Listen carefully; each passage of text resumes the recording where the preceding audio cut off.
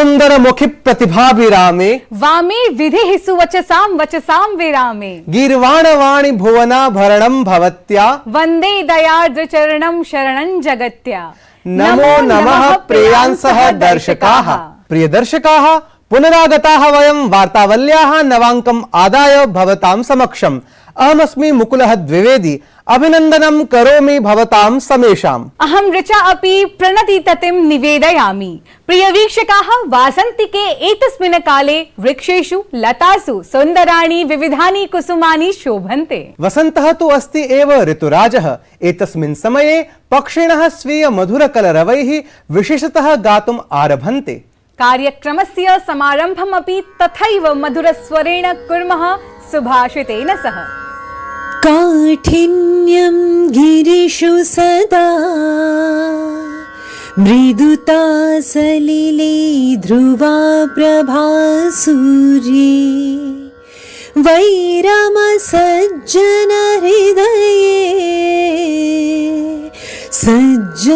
हृदये पुनः क्षान्तिः। पर्वत सदैव अपनी दुर्गमता तथा उनके ऊपर चढ़ाई करने की कठिनता के लिए जाने जाते हैं, तो जल अपनी मृदुता के लिए, जबकि सूर्य अपनी शाश्वत प्रभा के लिए जाना जाता है, तथा असज्जन या दुष्ट व्यक्ति दूसरों के प्रति अपने मन में छिपे वैर के लिए, अंततः सज्जन व्यक्ति तो अपनी धैर्य तथा सहनशीलता के लिए ही प्रसिद्ध होता है। Mountains are always known for their rigidity and difficulty in climbing, water for its softness, the sun for its permanent radiance and brightness, wicked persons for their enmity towards one and all, and noble and righteous persons for their tolerance and patience. शोभनम सर्वदा हि जीवने धैर्यम् आवश्यकम्, अथ स्वस्मिन् गुणः एषः तु अवश्यमेव विकासनीयः। नूनं तावत् दर्शकाः, एतस्मिन् सप्ताहे काः विशिष्टाः घटनाः जाताः तत्सर्वं संक्षिप्य ज्ञातुम् अग्रे सरामः अधुना प्रवाहि वार्ता प्रस्तुतिं प्रति। प्रधानमंत्री नरेंद्र मोदी सिकंदराबाद तिरुपति वंदे भारत एक्सप्रेस इत्येतत् रेलयानं सिकंदराबाद रेलस्थानकात् हरितध्वज प्रदर्शनपुरस्सरं प्रवर्तितवान्। अपरत्र एम्स बीबीनगर इत्येतत् समेत्य तेलंगानायाम् 11,000 कोटि रूप्यकाधिकव्यययुतानाम् अनेकासां विकासपरियोजनानां प्रधानमन्त्री सोद्घाटनम् आधारशिलास्थापनं कृतवान्। राष्ट्रपति पदासीना द्रौपदी मुर्मु असम यात्रावधौ तेजपुरस्थ वायुसेनास्थानके सुखोई 30 MKI इत्येतेन विमानेन उड्डयनं कृतवती। ततः पूर्वं राष्ट्रपति द्रौपदी मुर्मु इत्यस्यै तेजपुर वायुसैन्यस्थानके सैन्यसञ्चलनरूपं सम्माननं प्रदत्तं गतम्। एतस्मिन् अवसरे राज्यपालः गुलाबचन्द कटारियाः, मुख्यमन्त्री हिमन्त बिस्व शर्मा च उपस्थितौ आस्ताम्। देशस्य अनेकेषु भागेषु पुनः कोरोना संक्रान्तानां संख्या वरिवृध्यते। महाराष्ट्र, दिल्ली, कर्नाटक, केरलेषु संक्रमणं प्रतिशतं 0.8 अधिकं जातमस्ति।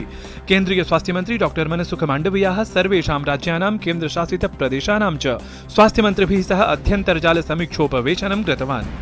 राज्येभ्यः कोरोना परीक्षणादिषु अवधानार्थं तेन परामृष्टम्। उपराष्ट्रपतिः जगदीप धनखडः नवदिल्ल्याः विज्ञानभवने स्वामी दयानन्द सरस्वत्याः 200तम्याः जयन्त्याः अवसरे स्मारिकां प्रेषचीटिकां विमोचितवान्। अत्र अवसरे ऋषिकेशतः स्वामी सुमेधानन्द सरस्वती, योगगुरुः स्वामी रामदेवः, स्वामी चिदानन्द सरस्वती अथ अन्ये गणमान्याः च उपस्थिताः आसन्। हनुमत् जन्मोत्सवः देशे सर्वत्र उत्साहेन आचरितः। एतस्मिन् अवसरे अनेके कार्यक्रमाः आयोजिताः आसन्। केन्द्रीय गृहमन्त्री अमित शाहः गुजरातस्य सारङ्गपुरधाम्नि हनुमतः 55 फीट् समुच्चायाः प्रतिमायाः अनावरणं कृतवान्। अपरत्र मध्यप्रदेशस्य जबलपुरस्थिते पञ्चमठामन्दिरे भगवते हनुमते 1 टन् लड्डूकानि उपस्थापितानि। राष्ट्रपति पदासीना द्रौपदी मुर्मु असमस्य काजीरंग राष्ट्रियोद्याने गज महोत्सवस्य उद्घाटनं कृतवती। गज परियोजनायाः 30 वर्ष सम्पूर्तिकाले महोत्सवस्य एतस्य आयोजनं कृतम् आसीत्। राष्ट्रपतिः अवदत् यत् गजानां रक्षणं, विकासं, तेषां जीवनस्य आह्वानानां समाधानं च कर्तुं प्रभावी योजना निर्माणं प्रशासनस्य प्राथमिकता अस्ति। ऐषमः अन्ताराष्ट्रिय योग दिवसस्य कृते न्यूनदिवसाः अवशिष्टाः सन्ति। तावत् असमस्य डिब्रूगढ़ विश्वविद्यालय परिसरे योग महोत्सवस्य आयोजनं जातम्। योग महोत्सवे केन्द्रीयायुषमन्त्री सर्वानन्द सोनोवालं समेत्य गणमान्याः जनाः योगाभ्यासं कृतवन्तः। अत्र अवसरे आयुषमन्त्री सोनोवालः अवदत् यत् सर्वे योगेन सह निश्चलतया संगतिं कुर्वन्तु इति।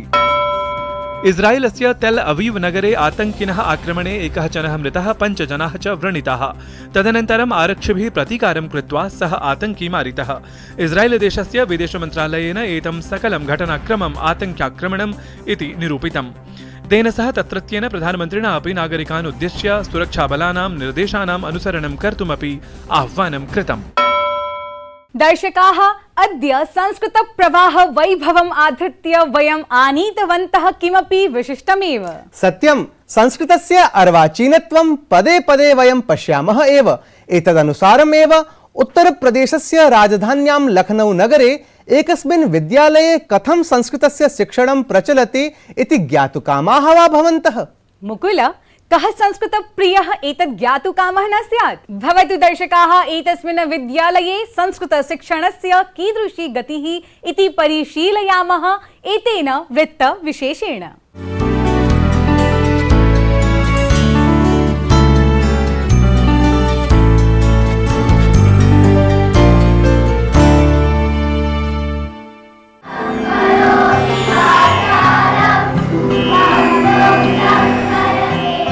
संस्कार शिक्षिता शिक्षा ही भवति वैज्ञानिकी संस्कृत शिक्षा। सर्वांगीण विकास प्रकाशिकाम् एतां संस्कृत भाषां सन्ध्याय एव राष्ट्रिय शिक्षा नीतौ अपि संस्कृताध्ययनाध्यापनम् अनिवार्यं विहितम् अस्ति। प्रतिवदिष्यति शब्दस्य को अर्थः? तिष्ठतु, मन्ये अहं किमपि वदामि, श्रुत्वा त्वं वदसि, यत् पश्चात् कोऽपि वदति सः प्रतिवदति। स्पष्टम्? वयमद्य अस्मद्दर्शकान् नयामः लखनऊ स्थितं गोमती नगरस्थं सेठ MR जयपुरिया विद्यालयम्। किमस्ति? चषकः अस्ति, धनम्। आबाल्यकालादेव अत्र विद्यालये अन्यैः आधुनिकविषयैः समं छात्राः संस्कृतभाषामपि अनिवार्यत्वेन पठन्ति। अत्र पश्यतु, पीतवर्णः, श्वेतवर्णः, पाटलवर्णः। संस्कृताध्ययनेन जीवने स्थिरता आयाति। नैतिकमूल्यानां विकासे अपि संस्कृतभाषा उपकारिणी भवति। बाल्यकालादेव बालाः संस्कृतभाषां प्रति अगाढं प्रेम अनुभवन्तु, यत् हि तेषु समृद्धसाहित्यस्य अन्वेषणार्थं जिज्ञासाम् उत्पादयिष्यति। अनुश्री अमेरिका के एक प्रतिष्ठित कॉलेज में पढ़ रही है, जहां फॉरेन लैंग्वेज कंपलसरी है और संस्कृत सीखने की वजह से उसे स्पेनिश सीखने में बहुत आसानी हुई। तो शुरू से ही बच्चे को हम संस्कृत जब पढ़ाते हैं तो उससे उसकी स्मरण शक्ति में, उसके उच्चारण में बहुत ज्यादा इजाफा हुआ है। उन मंत्रास के जो मीनिंग समझती है, उनको अपनी प्रैक्टिकल लाइफ में भी इम्प्लीमेंट करने की कोशिश करती है। She is imbibing those values in her life. Jaipuria विद्यालये बालाः प्रवेशारम्भतः एव रुचिमन्तः भूत्वा संस्कृतं पठन्तु। तदर्थं प्रवेशारम्भतः अष्टमकक्षां यावत् संस्कृतभाषायां देवभाषाख्यः एकः अस्थायि पाठ्यक्रमः अपि रचितं गतः। संस्कृतस्य प्रत्येकमपि वर्णः वैज्ञानिकरूपेण व्यवस्थापितः अस्ति। एतेषाम् उच्चारणस्थानपुरस्सरं प्रयोगेण अस्माकं मनोमस्तिष्कं तार्किकम् एकाग्रं च भवति।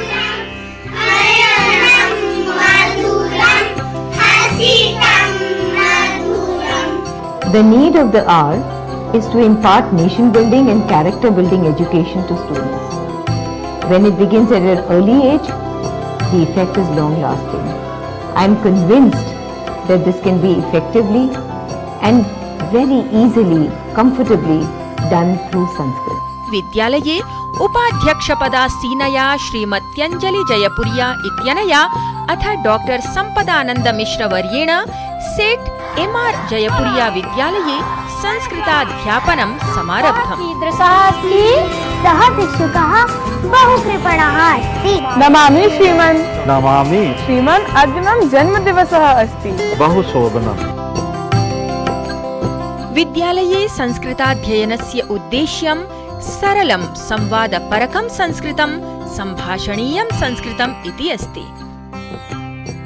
लघु लघु छात्राः अत्र विद्यालये विशेषावसरेषु संस्कृतकार्यक्रमाणां मनोहारिणीः प्रस्तुतीः विधाय जनमनांसि आह्लादयन्ति अथ संस्कृतभविष्यं प्रति स्वोन्मुखीकरणं सम्पादयन्ति।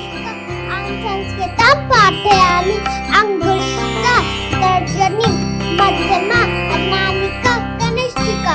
धन्यवादः।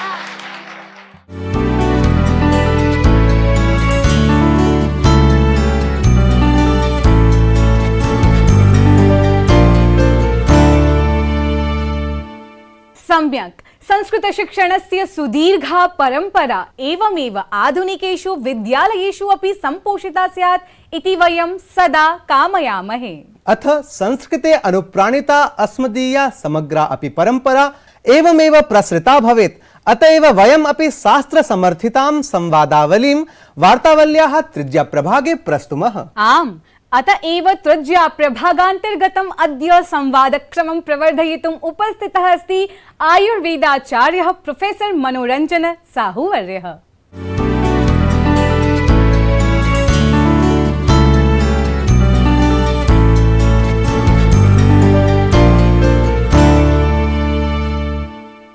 अद्य अस्माभिः सह साक्षात्कारार्थम् अतिथित्वेन समुपस्थितः वर्तते प्रोफेसर मनोरञ्जन साहुवर्यः, यो हि वैद्य सुन्दरलाल जोशी स्मृति पुरस्कारेण, वैद्यराज हरिभाऊ पराञ्जपे पुरस्कारेण, सुश्रुत पुरस्कारादिभिः च समलङ्कृतः अथ विदेशेषु अपि लब्ध प्रतिष्ठः सुख्यातः च अस्ति। अचिरमेव भवान् भारत प्रशासन द्वारा पद्मश्री इति सम्मानेनपि सम्मानितो जातः।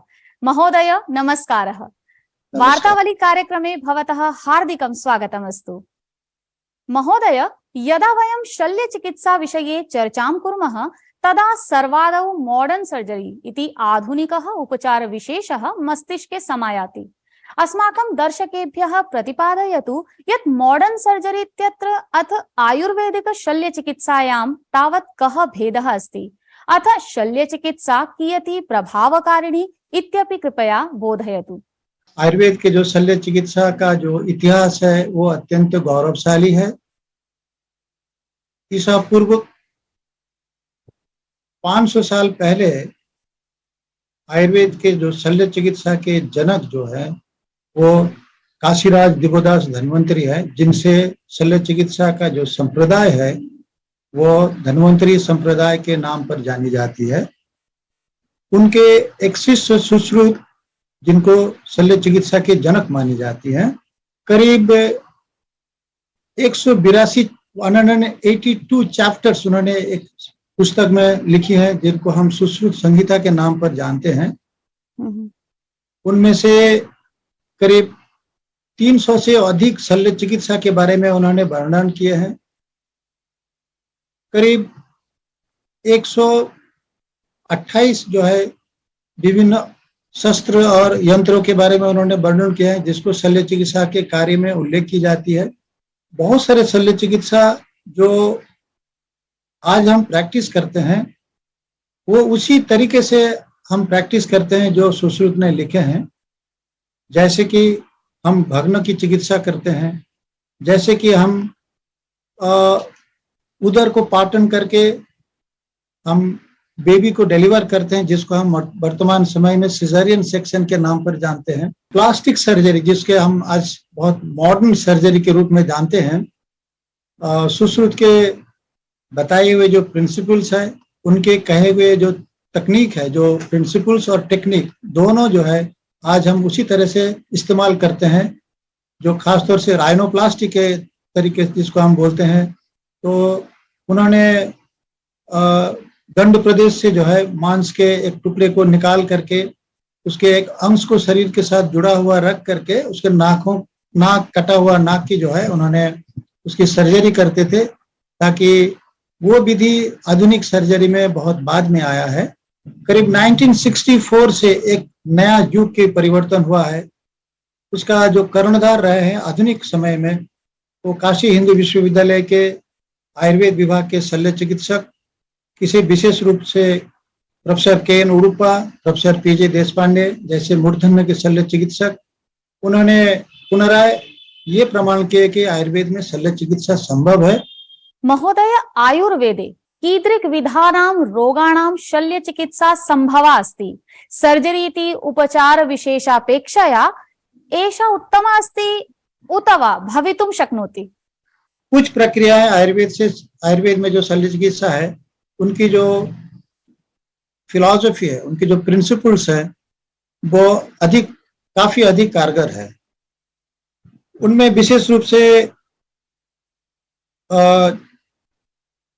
जो गुदा के रोग है, उनमें से आयुर्वेद के जो शल्य चिकित्सा है, विशेष रूप से भगंदर एक व्याधि है जिसमें गुदा मार्ग में एक फोड़ा जैसा बन जाता है और उससे शल्य चिकित्सा करने के बाद, सामान्य शल्य चिकित्सा करने के बाद उसमें जो गुदा के मांसपेशियां हैं उनमें काफी कमजोरियां हो जाती हैं या नष्ट हो जाती है।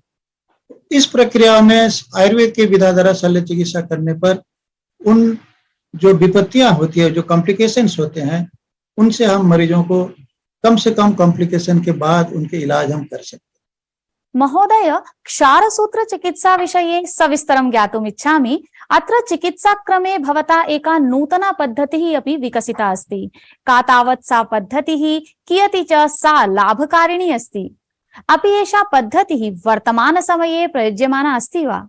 क्षार चिकित्सा पद्धति आयुर्वेद का एक प्राचीन चिकित्सा पद्धति है, जिसमें क्षार मतलब कॉस्टिक मटेरियल्स जो कि प्लांट से या पौधों से जो है निर्माण किया जाता है, उसकी सामान्य भाषा में अगर हम इस बात को बताएं तो पौधों को जला करके उसकी जो राख होती है उससे कॉस्टिक मटेरियल बनाया जाता है, जिसके जो उपयोग जो है मरीज के उसको पानीय रूप से उसको पिलाया भी जा सकता है कुछ बीमारियों के लिए।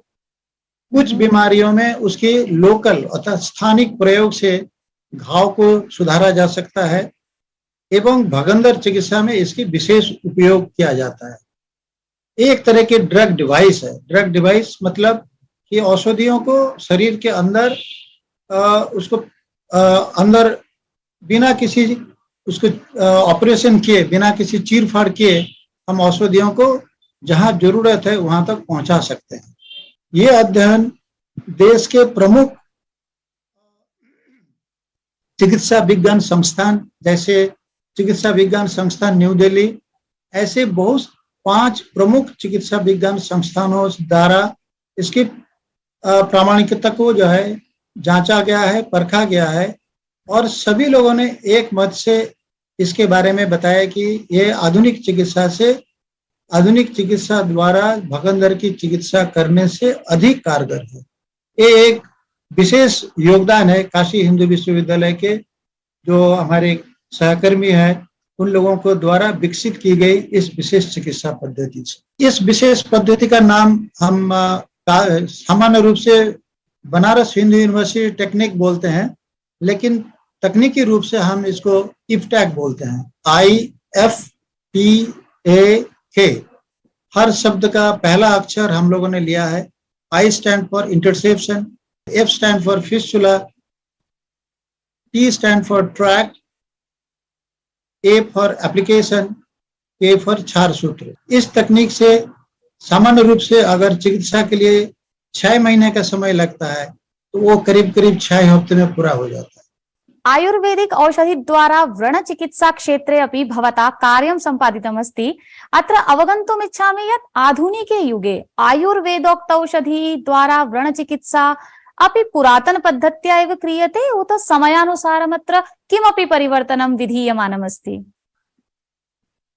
इस बात जानकर आपको बहुत अच्छा लगेगा कि काशी हिंदू विश्वविद्यालय में व्रण की चिकित्सा के क्षेत्र में एक उल्लेखनीय योगदान लोग आयुर्वेद के जो संकाय के विशेष रूप से शल्य चिकित्सा के लोगों ने किया है। विश्वविद्यालय में व्रण के ऊपर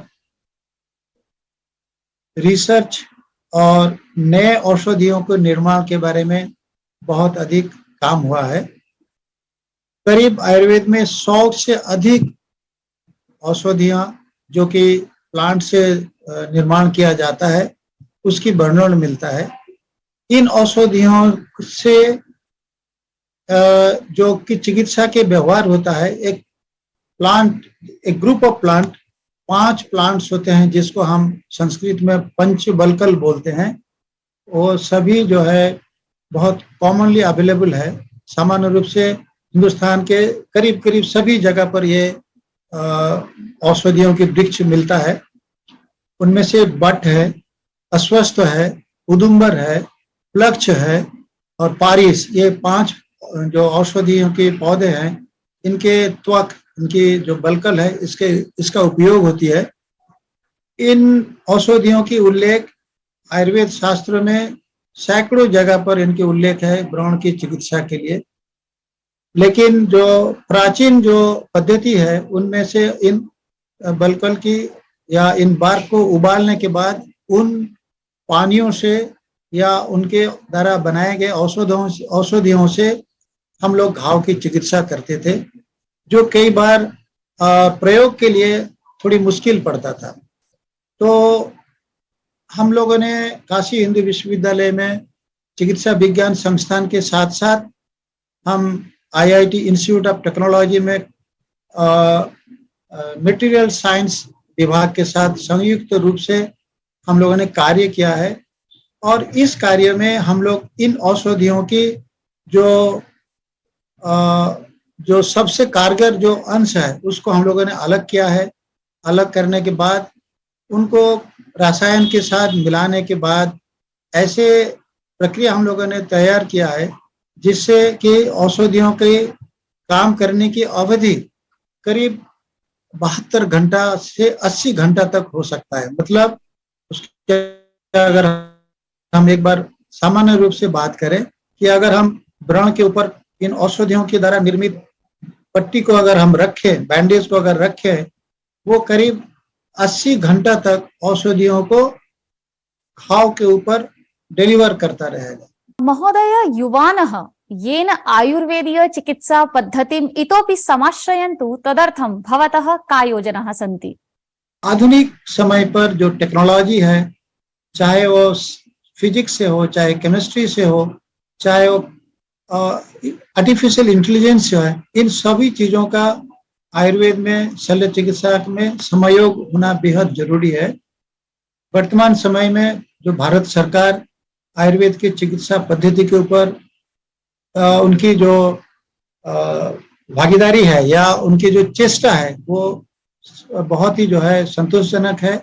आधुनिक टेक्नोलॉजी के साथ अगर हम आयुर्वेद को एवं शल्य चिकित्सा को जोड़ें तो जो स्वस्थ व्यवस्था है उसमें हम जरूर क्रांतिकारी परिवर्तन ला सकते हैं।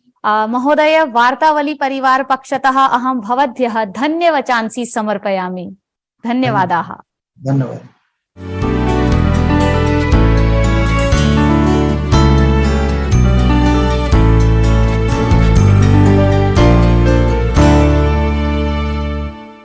शोभनम् अत्यंत प्रेरणापरः ज्ञानवर्धकः च संवादः एषः। मन्ये यत् अनेन संवादेन सर्वे दर्शकाः निश्चयमेव लाभान्विताः भवेयुः। सत्यम्। अयि प्रिय वीक्षकाः, भवन्तः सर्वे स्वीयाः प्रतिक्रियाः अपि प्रेषयन्तु। प्रतिक्रिया प्रेषणाय अन्तर्जालीय सङ्केतं नूनम् अवधारयन्तु। सममेव वयं गीतानुवाद स्पर्धा विषयिणीः भवदीयाः अधिकाधिक प्रविष्टिः अपि अपेक्षामहे। प्रिय दर्शकाः, अनुवादार्थम् उद्घोषितम् अस्मदीयम् एतत् क्रमिकं स्पर्धागीतं स्मर्यते भवद्भिः, तथापि स्मारयामः पुनः वयम्। दिल है मुश्किल जीना यहाँ, जरा हट के जरा बच के, ये है बॉम्बे मेरी जान।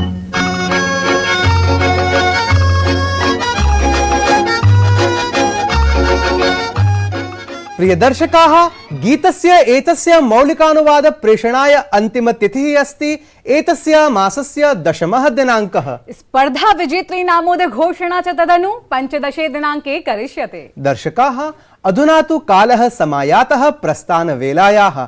तर्हि विरमामः, नमामः, यामः च। तावत् शुभं मङ्गलं च भूयात्। नमो नमः।